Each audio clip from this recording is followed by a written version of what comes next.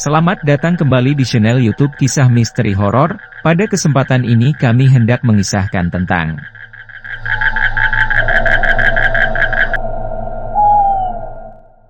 Misteri Gadis Tengah Malam bagian ke-9. Seperti biasa, sebelum pemirsa channel YouTube Kisah Misteri Horor menyimak kisah ini, silahkan siapkan cemilan dan dalam keadaan santai. Kalau sudah semua, mari kita mulai mendengarkan kisah ini. Beberapa saat setelah mereka mendorong mobil, Denny yang mendorong dari bagian belakang mobil, tiba-tiba berhenti melangkah. Ia mendengar suara perempuan memanggilnya.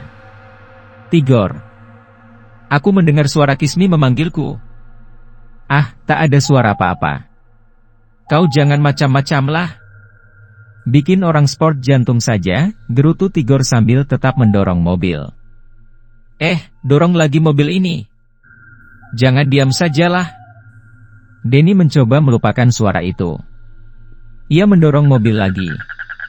Sampai akhirnya, mereka menemukan sebuah warung di pangkalan ojek. Ada 2 tukang ojek yang ada di situ. Dan hati Tigor serta Denny sedikit lega. Setidaknya mereka berada di antara beberapa orang.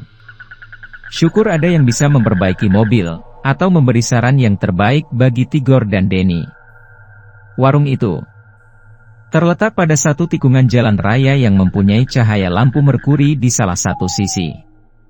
Sinar lampu itu jatuh ke warung dalam keadaan remang-remang, tetapi nyala lampu Petromax di warung itu cukup membuat penerangan tersendiri di sekitar situ. Ternyata dari 2 tukang ejek itu, tak ada yang bisa diharapkan untuk membetulkan mesin mobil Tigor. Bahkan mereka bersikap acuh-acuh. Tak mau memberi saran apapun.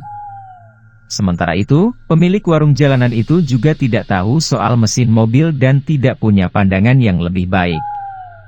Pemilik warung itu seorang lelaki lanjut usia dengan anak lelakinya yang masih belasan tahun. Tigor dan Denny akhirnya ngopi di warung itu sambil mencari ide untuk kembali ke pondokan mereka. Apakah mobil harus dititipkan pada pemilik warung ini? "Kita pulang naik taksi saja," usul Tigor. Denny menjawab dengan ketus karena dongkol pada nasibnya. "Kalau mobilmu mau hilang, silakan saja kau titipkan ke warung ini." Esok pagi warung ini sudah tidak ada. Mereka jualan pada waktu malam saja. Denny ingin bicara lagi. Tetapi kali ini ia mendengar suara seseorang berseni di kejauhan memanggilnya. "Denny. Denny. Tolong aku." Arah suara itu dari tempat Denny dan Tigor tadi mendoyong mobilnya. Denny terperanjat karena ia yakin bahwa Kismi sejak tadi sebenarnya menyusul mereka. Kismi tertinggal di belakang mereka, dan sekarang agaknya wanita itu mendapat kesulitan. Maka, Denny segera melompat keluar dari warung. "Hei, mau kemana kau?" "Denny?" seru Tigor. "Kismi menyusul kita." "Gor. Lah tertinggal di belakang kilas sejak tadi." "Ah, mana mungkin dia berani lewat jalan sepi itu sendirian," bantah Tigor. "Tapi, aku mendengar suaranya memanggilku, lah minta tolong." Denny segera pergi, kembali ke arah semula. Tigor sangsi untuk mengikutinya. Ketika ia memandung jalanan yang gelap itu, ia melihat sosok bayangan Denny yang melangkah cepat bagai mengejar suara yang memanggilnya. Tetapi, Tigor sendiri sejak tadi tidak mendengar suara perempuan. Sekalipun tidak pernah. Maka, ia jadi merinding sendiri, dan masuk ke warung lagi. "Apakah Bapak mendengar suara perempuan berseru dari sana?" "Pak," tanya Tigor pada pemilik warung. "Tidak. Tidak ada suara orang memanggil kok," jawab pemilik warung. "Kamu mendengar?" "Nak?" ia bertanya kepada anak lelakinya. "Gak dengar apa-apa kok." "Pak." "Gak ada orang," perempuan berteriak, jawab anak lelaki pemilik warung. "Nah, temanku itu jangan-jangan sudah gila dia. Nekat memburu suara hatinya sendiri." "Sinting, dia," Tigor menggerutu seenaknya sambil mencomot makanan dan melahapnya, lah tidak begitu menghiraukan keadaan Denny. Ia sendiri merasa merinding dan diganggu oleh perasaan gelisah sejak Denny pertama kali mengaku mendengar suara perempuan memanggilnya. Denny sendiri tidak peduli dengan Tigor. Menurutnya, Tigor berlagak tidak mendengar suara Kismi karena ia takut jika harus kembali melalui jalan gelap dan sepi itu. Tetapi, Denny hanya punya satu konsentrasi, yaitu Kismi. Ia yakin Kismi memanggilnya dan ia harus datang dengan segera. Tetapi, setelah beberapa langkah ia meninggalkan warung itu, langkah kakinya menjadi terhenti ia mendengar suara Kismi memanggilnya di tengah rawa yang penuh tanaman sejenis kangkung. Sedangkan, di tengah rawa itu tak terlihat bayangan seseorang bergerak mendekat atau menjauh. Denny. Deimf. Lupakah kau padaku? Kismi, teriak Denny keras ke arah rawa gelap itu. Beberapa saat ia menunggu, ternyata tak ada jawaban. Jantungnya semakin berdebar-debar, tubuhnya merinding dan hatinya gelisah tak menentu. Kismi. Di mana kau? Teriak Denny lagi. Tapi tetap tak ada jawaban. Angin bertiup mulai kencang. Denny masih berdiri di tepi rawa untuk menunggu kemungkinan terlihatnya Kismi. Ia ingin masuk ke tengah rawa-rawa 2U, tetapi ada keraguan sebab ia tak melihat bayangan manusia di sana. Tubuhnya dibiarkan semakin merinding, ia menganggap itu hal yang wajar karena angin bertiup cukup kencang dan membawa udara dingin. Tetapi, rasa takutnya itu masih menjadi bahan pemikiran Denny. Mengapa jantungnya jadi berdebar-debar dan sepertinya dicekam perasaan takut? Apa yang akan terjadi sebenarnya? Ada sesuatu yang terbang karena terbawa angin. Sesuatu itu menempel di telinga Denny. Dengan tersentak kaget Denny menangkap benda yang menempel di telinganya. Ia mulai terhenyak kaget setelah diketahui benda itu adalah kapas putih. Kapas dari mana ini, pikirnya heran. Sekali lagi tengkuk kepalanya merinding. Gumpalan kapas kecil itu sepertinya bekas penyumbat hidung atau mulut mayat karena ia mempunyai dugaan begitu, maka jantungnya semakin berdebar keras. Hanya saja, sewaktu ia mencium bau harum dari kapas tersebut, rasa takutnya sedikit berkurang. Bau harum itu serupa betul dengan bau parfum di tubuh Kismi. Makin yakin Denny jadinya, bahwa Kismi memang ada di sekitarnya. Tapi di mana? Ia melangkah semakin menuju tempat asalnya ia datang bersama Tigor tadi. Kismi?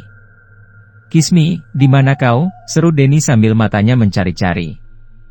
Lalu, mulailah ia terbayang masa-masa bercumbu bersama Kismi. Karena tempat itu sepi dan ia mulai berhayal, seandainya Kismi ada di situ, maka ia tak segan-segan untuk menggeluti di rerumputan.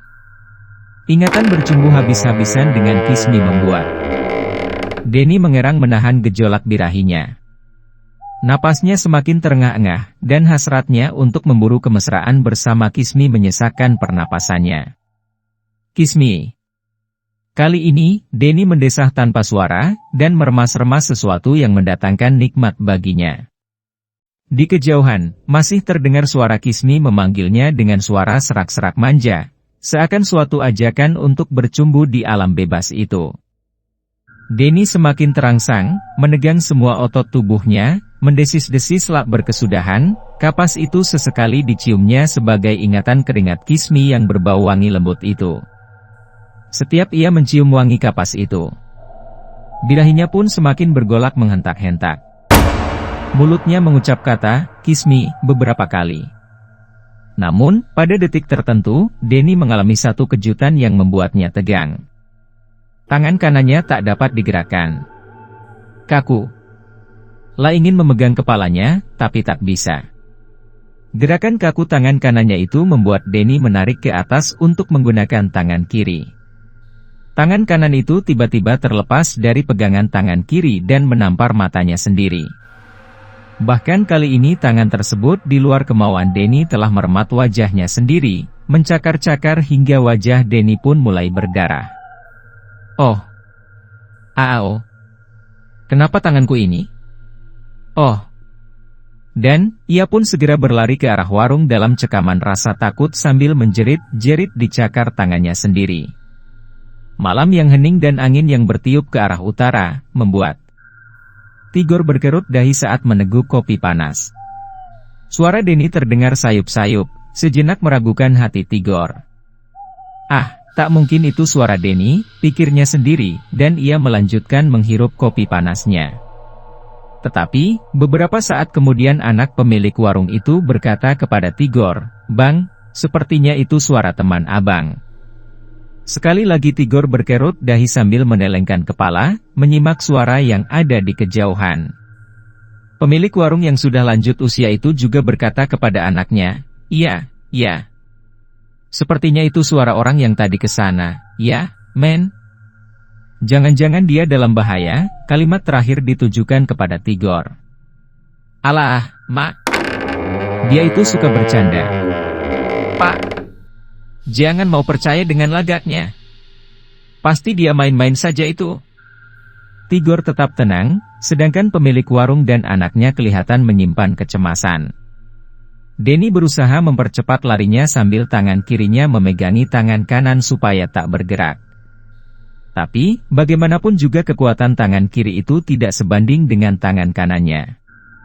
Sekali lagi tangan kanannya bergerak cepat menampar wajah sendiri, kemudian mencakarnya dengan ganas dan kuat sehingga sebagian kulit wajah Denny mengelupas perih. "Au!" teriak Denny begitu kuat menahan penderitaan itu. "Tigor! Tigor! Au!"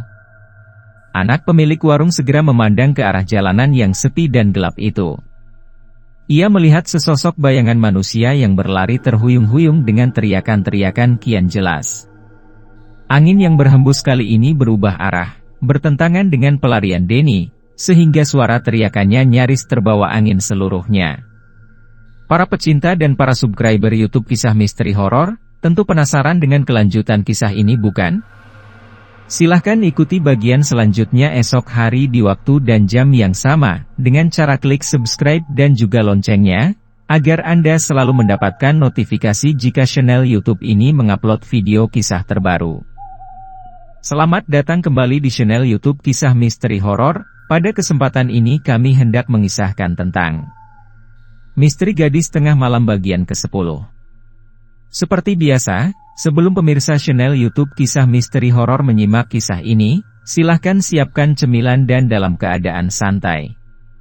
Kalau sudah semua, mari kita mulai mendengarkan kisah ini.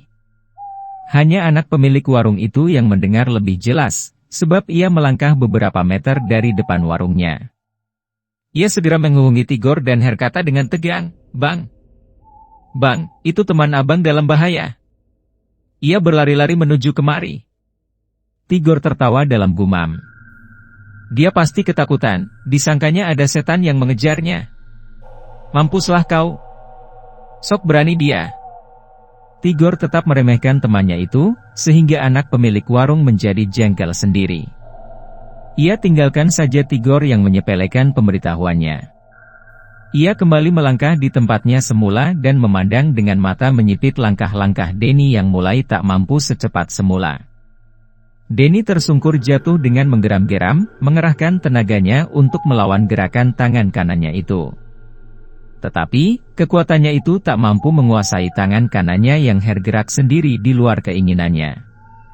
Bahkan kali ini tangan kanan itu menjambak rambutnya sendiri, kemudian mengangkat kepala dan membenturkan kepalanya sendiri ke tanah. Berkali-kali tangan kanan itu membentur-benturkan kepalanya ke tanah hingga kotor dan berlumur darah. Sesekali Denny mencoba menahan hentakan kepalanya, namun selalu gagal dan akhirnya batu runcing pun mengenai keningnya beberapa kali, hingga makin deras darah yang mengalir dari wajahnya. "Ao! Ao! Ao!" Denny berteriak kesakitan. Kemudian ia berusaha sekuat tenaga untuk bisa berdiri. Dan, ia berhasil. Tangan kanannya bergerak kaku melepaskan rambutnya. Gerakan kaku itu akibat kekuatan Denny memaksa agar tangan tersebut tidak bergerak. Tangan kirinya segera menarik turun tangan kanannya dengan kekuatan yang terpaksa menguras tenaga. Dalam keadaan melawan kekuatan gaib yang lelah merasuk dalam tangan kanannya itu, Denny tetap melangkah cepat, berlari ke arah warung. Erang dan tangisnya meraung di sela kesunyian malam, dan hanya anak pemilik warung yang mendengarnya. "Men, ngapain kamu di situ?" tegur pemilik warung kepada anaknya. "Orang itu kesakitan, Pak," jawab Man dengan perasaan ngeri. "Astaga! Kenapa orang itu, Men?" Pemilik warung terbengong memandangi Denny dengan mata menyipit. Makin lama Denny semakin terlihat jelas dalam hembusan angin, seakan ia menyongsong derasnya angin yang menderu. "Ao! Tigor! Tolong!" Kali ini, Tigor keluar dari warung bertenda plastik itu. Denny berlari terhuyung-huyung dan tak tentu arah. Tigor masih saja menganggap itu suatu sandiwara atau permainan Denny. Ia bahkan berseru di sela tawanya, "Hei, mabuk di mana kau? Macam mana bisa mabuk kalau cuma minum kopi, hihihi." "Bang, dia harus sungguh-sungguh," kata anak pemilik warung. Tigor tiba-tiba menghentikan tawanya. Wajahnya menjadi tegang setelah Denny berjarak 7 meter darinya. "Denny? Kenapa kau, hah?" Buru-buru Tigor menyambut Denny, namun tiba-tiba sewaktu ia hendak meraih tubuh Denny yang berwajah merah karena darah itu, tangan kanan Denny menghantam dagu Tigor dengan keras. Tigor memekik kesakitan dan terjengkang ke belakang hingga jatuh terduduk di tanah. Sedangkan Denny masih mengerang, ngotot hingga uratnya keluar semua. Ia menahan gerakan tangan kanannya yang ingin menghantam kepalanya sendiri. Dan, sekali lagi Denny menjerit kesakitan karena tangan kanannya berhasil menghantam kepalanya dengan keras. Dua tukang ojek itu segera mendekati Denny, karena mereka curiga darah membasah di wajah Denny. "Ada apa, Wak?" tanya salah seorang tukang ojek kepada pemilik warung. "Gak tahu, tuh. Dia tahu-tahu menghajar temannya dan memukuli dirinya sendiri." "Gila barangkali, dia," kata tukang ojek yang lain. Denny masuk ke warung dengan gerakan kaku dan meraung-raung. Tangan kanannya yang masih mengejang kaku, seakan-akan bergerak sendiri. Kasihan dia, tukang ojek yang jangkung hendak menolong Denny dengan cara memegang kedua pundaknya. Sayang sekali, sebelum tangan tukang ojek itu menyentuh tubuh Denny, tangan kanan itu sudah lebih dahulu mengibas dan menampar lelaki jangkung itu dengan keras. Tentu saja lelaki jangkung itu terpekik kesakitan dan terhuyung-huyung ke belakang. "Oh ho, hahaha. Ao!" Denny bersuara tak karuan, membuat semua orang tak berani mendekati Denny. Apalagi dalam keadaan wajah berlumur darah itu. Denny mendelik-delik dengan liar. Oh, menyeramkan sekali. Pemilik warung dan anaknya gemetaran, memandang dari luar warungnya. "Denny? Denny, apa yang terjadi, Denny?" teriak Tigor sambil mendekati Denny. Mata Denny yang membelalak liar itu memandang sebuah sendok garpu di atas piring kotor yang ada di sudut meja. Agaknya piring itu bekas orang makan yang belum dicuci. Seketika itu, sambil menggeram Denny menahan tangan kanannya yang ingin bergerak mengambil garpu makan itu. "Denny, apa-apaan kau sebenarnya, bangsat?" bentak Tigor. Ia dalam keadaan panik melihat Denny berlumur darah. Wajahnya lebih panik lagi setelah Denny terlihat menggenggam sebuah garpu makan dengan tangan kanannya. Garpu makan diacungkan ke arah diri sendiri. Suara Denny menggeram, sementara tangan kirinya menahan kuat-kuat gerakan tangan kanannya yang ingin menikam diri sendiri. "Oh, Tigor, tolong aku. Tangan kananku.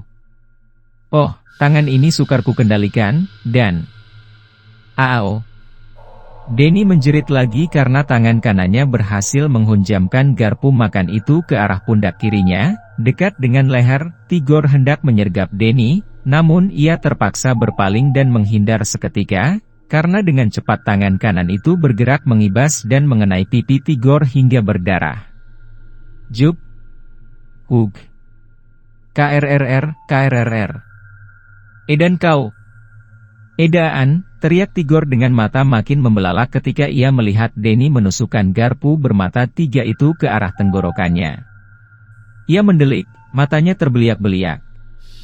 Batang garpu masuk terbenam ke bagian tengah leher, dan membuat Denny tak mampu bicara lagi. Ia seperti kambing yang disembelih seketika. Tigor mau menyergap bersama kedua tukang ojek, namun masing-masing merasa ciut nyalinya dan takut terkena sabetan garpu itu lagi. Tigor hanya bisa berseru, "Jangan nekat, Denny. Jangan berpikiran picik. Kismi masih bisa kau temani kalau kau hidup, tapi... Ah." Tepat pada saat itu Denny mendelik, membungkuk dan akhirnya jatuh dengan darah tersembur dari jantungnya yang terkena tusukan garpu yang kedua kalinya. Anak pemilik warung memeluk ayahnya, tak tega melihat peristiwa mengerikan itu. Dan, anak tersebut tak sempat melihat, bagaimana susah payahnya Denny mencabut garpu yang telah terbenam di jantungnya, kemudian berusaha menikam dirinya lagi, dan berhasil mengenai ulu hati. Darah semakin menyembur ke makanan atau toples tempat peyek kacang. Darah menjadi berceceran di mana-mana.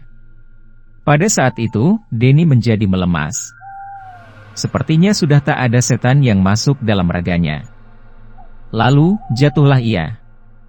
Terkapar dekat bangku warung dengan berlumuran darah tak bisa diharapkan lagi.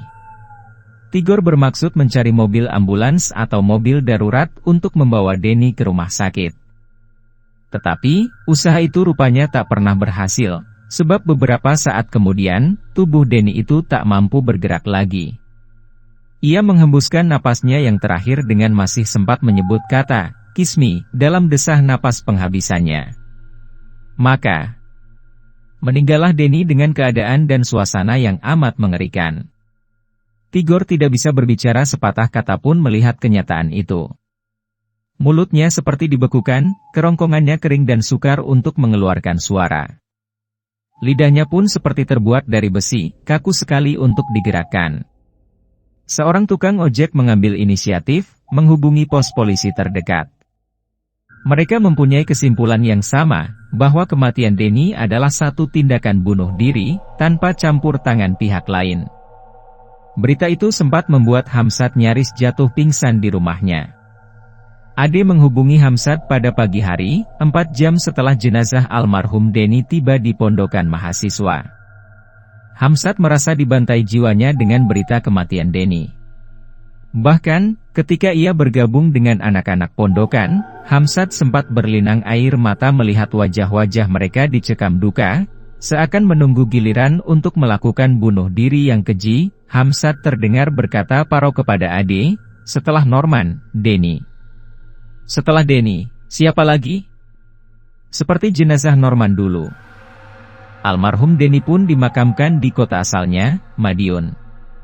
Hampir semua teman kosnya turut memakamkan Denny ke Madiun. Hanya Tigor dan Lukman yang tinggal di pondokan. Tigor merasa tidak mampu menghadapi kenyataan tersebut. Tigor lebih merasa dibantai jiwanya, karena ia sempat menyepelekan teriakan Denny yang meminta tolong pada waktu itu. Rasa sesalnya begitu besar, dan membuat Tigor lebih sering mengunci mulutnya ketimbang harus bercerita kepada siapapun yang bertanya kepadanya. Sedangkan Lukman, waktu itu dalam keadaan sakit. Ia tak bisa ikut menghadiri upacara pemakaman jenazah Denny di Madiun. Para pecinta dan para subscriber YouTube Kisah Misteri Horor, tentu penasaran dengan kelanjutan kisah ini bukan? Silahkan ikuti bagian selanjutnya esok hari di waktu dan jam yang sama, dengan cara klik subscribe dan juga loncengnya, agar Anda selalu mendapatkan notifikasi jika channel YouTube ini mengupload video kisah terbaru.